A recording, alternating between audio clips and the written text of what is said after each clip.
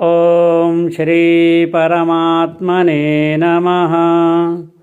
శ్రీమద్భగవద్గీత అథ పంచదశోऽధ్యాయः. పురుషోత్తమయోగः.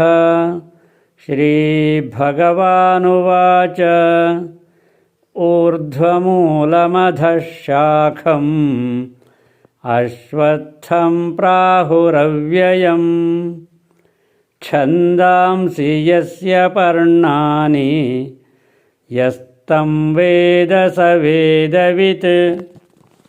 అధశ్చోర్ధ్వం ప్రసృతాస్తస్య శాఖాః గుణప్రవృద్ధా విషయప్రవాలాః. అధశ్చ మూలాన్యనుసంతతాని కర్మానుబంధీని మనుష్యలోకే.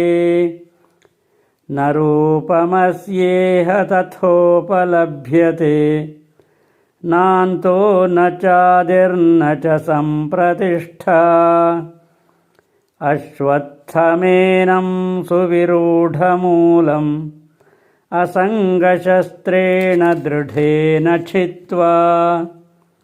తతః పదం తత్పరిమార్గితవ్యం యస్మిన్ గతా న నివర్తంతి భూయః.